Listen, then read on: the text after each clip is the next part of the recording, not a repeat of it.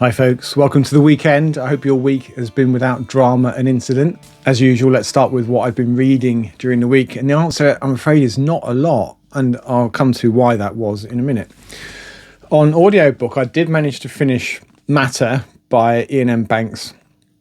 This isn't an audiobook, this is an actual book, but I was listening to it on audio. I wasn't listening to this on audiobook. Oh, you know what I mean. As you can see, it is a chunky old book. And with the monthly limit on my free listening on Spotify, it's taken over a month to get through.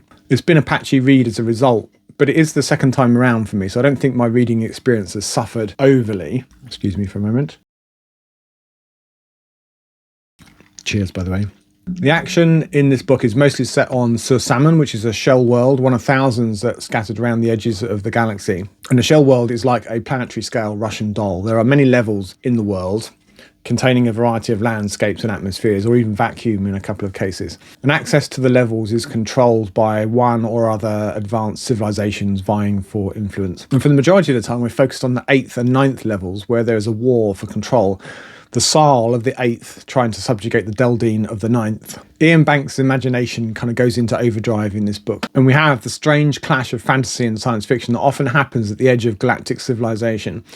The main characters are the brothers and sisters of the recently deceased King Horst of the Saal. Princess Jansurli Anaplian left Susaman years previously, effectively sold by her father to the culture in return for some unspecified boon, King Horst having ambitions for the Saal to play with the big boys at some point down the line. But by the beginning of the book, Jansurli is a special circumstances agent operating on a distant planet, doing the usual special circumstances thing of intervening precisely in the affairs of others. We're back on the Shellworld. Her brother Furbin witnesses a terrible killing and is on the run with his manservant in fear for his life. And the other brother, Orman, is the ward of the newly appointed regent. In the usual Bank style, the book tracks several threads. Furbin trying to find his sister to enlist her help, Jansurli making her way back to Susaman on hearing of her father's death, and Orman as he grows up fast under the apparent threat to his own life by parties unknown. There are civilizations jostling for influence, religious fervour, palace intrigue, dastardly plots, highly dangerous alien relics, advanced weaponry, drones, spaceships,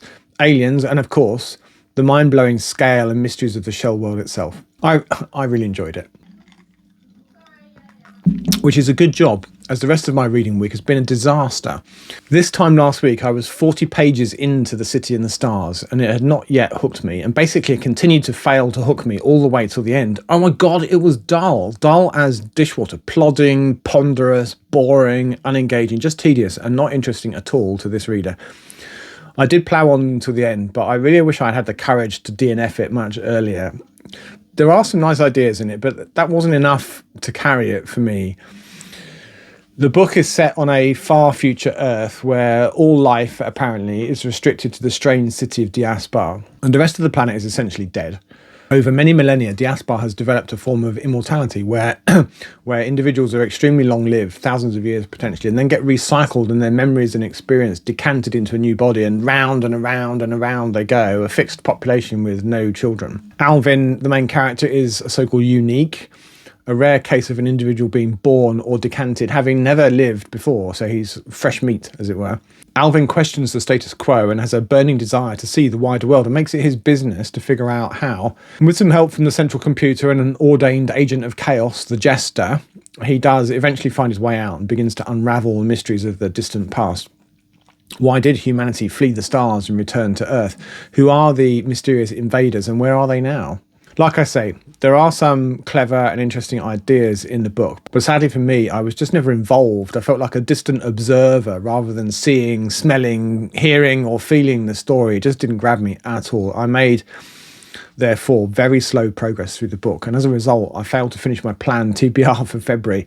So very much a mixed bag then from a reading point of view. I hope that you had a better time than me with your reading this week. What have you read this week? Let us know in the comments. It's always good to get a great book recommendation. Or are you one of the many, the majority probably, of people that love this Clarke book? Do let me know what I've missed. Channel stuff then. Subscribers are at 2430, which is up 23 on last week. As always, if you're one of those 22, a huge welcome to the channel, and there's plenty of back catalogue, so knock yourself out and tell your friends while you're at it. So in the last week on the channel then, on Sunday there was a look at the first Villeneuve Dune movie from back in 2021.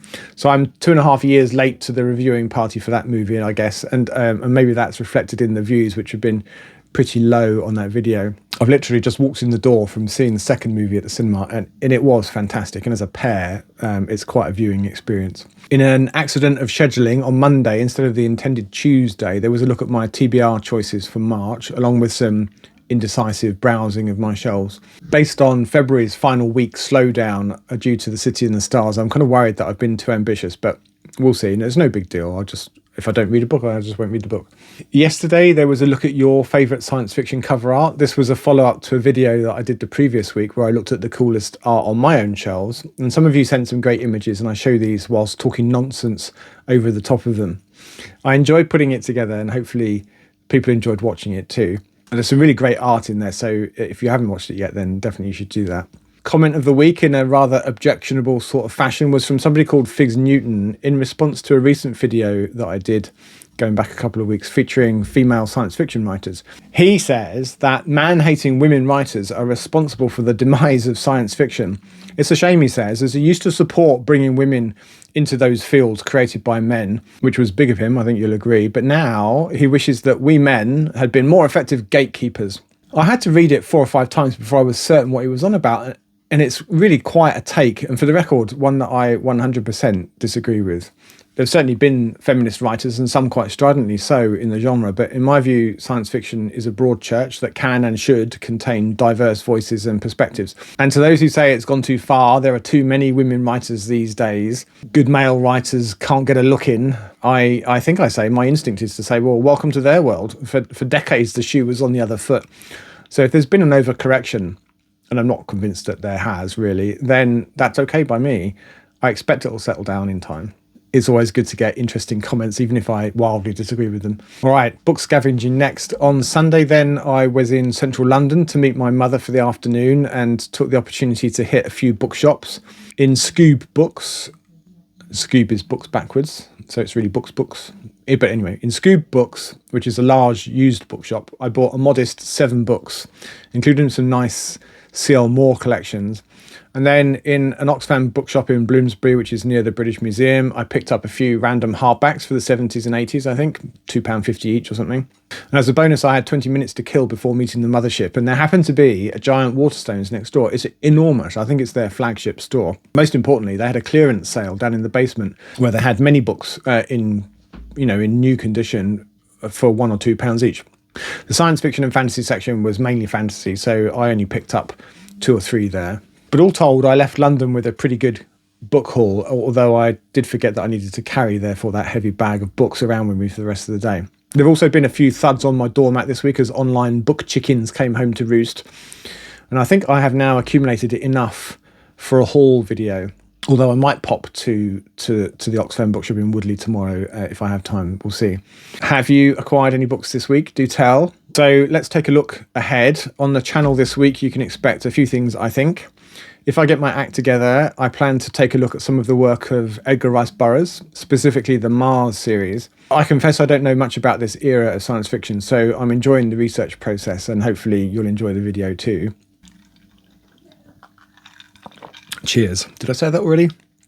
Well, I don't think you can say it enough, so cheers again. At some point in the week, probably Tuesday, I'll be taking a look back at my reading during February, where I should be mercilessly tier ranking each book that I read. And I think also during the week, there will be that aforementioned book haul too. That's the rough outline anyway. I'm not 100% sure which order those will be published in. It will depend somewhat on my progress on the Burroughs video. I might need to give myself a bit more time for that.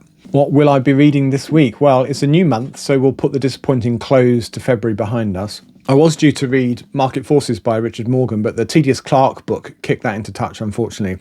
But I've decided to make this my audio book for this month, so I shall do a stealth read of it over the next few weeks whilst I'm out jogging or at the gym or wherever. As a palate cleanser, I've chosen Shards of Honor as the next book, my first outing on the Vorkosigan saga.